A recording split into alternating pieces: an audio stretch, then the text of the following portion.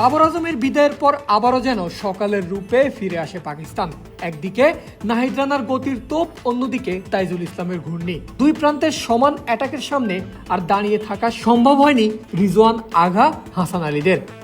সাজিদ খান উপায় না পেয়ে আগ্রাসী হয়েছিলেন, তবে 232 রানেই অল আউট হতে হলো পাকিস্তানকে। অর্থাৎ সিলেট টেস্টে 46 রানের লিডে থেকেই দ্বিতীয় ইনিংসের ব্যাটিং শুরু করবে টাইগাররা। যেন মাঠ ছেড়েই বের হতে চাইছেন না বাবর আজম, চাইবেনই বা কিভাবে। লাঞ্চের আগে হওয়া পাকিস্তানের ব্যাটিং ধসের পর শক্ত প্রতিরোধটা গড়ে তুলেছেন তিনি। বাংলাদেশি বোলারদের কোনো সুযোগ না দিয়েই সাবলীল ব্যাটিংয়ে 50টাও তুলে নিয়েছেন। এগুচ্ছিলেন সেঞ্চুরির দিকেই, কিন্তু নাহিদ রানা তার হতে দিলেন না। দেয়নি নাজমুল হোসেন শান্তর মাস্টার মাইন্ডও। Lily premium gold soap 24 carat gold এনে দেয় রিয়েল গোল্ডেন গ্লো। লাঞ্চের প্রায় 1 ঘন্টা পর প্রথমবার রানাকে বোলিংয়ে আনেন শান্ত, আর এসেই রানার পেস ভেরিয়েশনের কাছে আত্মসমর্পণ করতে হলো বাবরকে। আগের বলটা সালমানকে রানা করেছিলেন ঘন্টায় 149 কিলোমিটার গতিতে, আর বাবর আসতেই তাকে বল করলেন 139-এ। এতেই মিডল স্টাম্প লেন্থের সেই বলটা পুল খেলতে চেয়েছিলেন বাবর, কিন্তু বল সফট চিপ হয়ে উঠে যায় উপরে। মিডন থেকে সহজতম ক্যাচ নেন মুশফিকুর রহিম।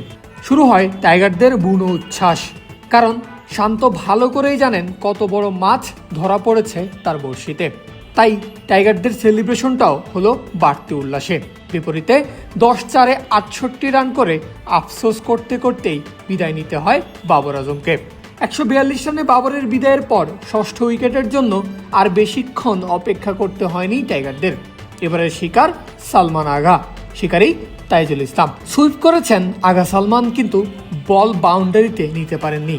মুমিনুল হকের হাতে ধরা পড়েছেন ডিপ ব্যাকওয়ার্ড স্কোয়ার লেগে। পাকিস্তানের 150 রানেই 6 উইকেট বাংলাদেশের। লাঞ্চের পর বাবর সালমান জুটি জমে ক্ষীর হয়ে উঠছিল, পার্টনারশিপ বড় হচ্ছিল।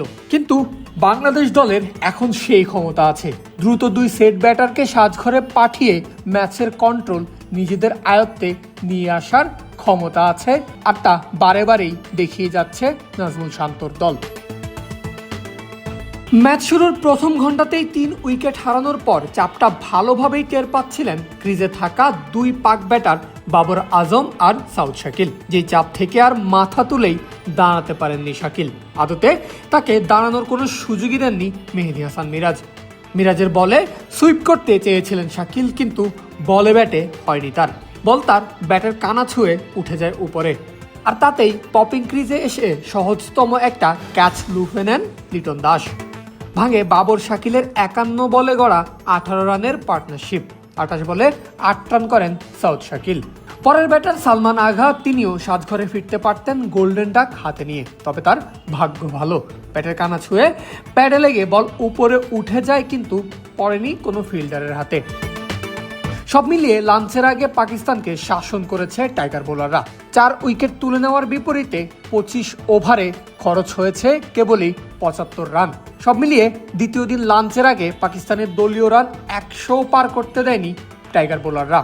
প্রথম দিনে লিটন দাসের মাস্টার ক্লাস ইনিংসের পর দ্বিতীয় দিনে সিলেট টেস্ট নিজেদের কন্ট্রোলে নেওয়ার দায়িত্বটা পড়ে বোলারদের কাঁধে, আর খেলা শুরুর দ্বিতীয় ওভারেই ফলাফল এনে দেন তাসকিন আহমেদ। অফ স্টাম্পের বাইরের বল ড্রাইভ করার চেষ্টায় টাইমিংয়ে গড়বড় করেন আব্দুল্লাহ ফাজল, ফলে বল তার ব্যাটের কানা ছুঁয়ে যায় উইকেটের পেছনে। ডাইভ দিয়ে সেই বল নিজের বিশ্বস্ত গ্লাভস বন্দি করে নেন লিটন কুমার দাস।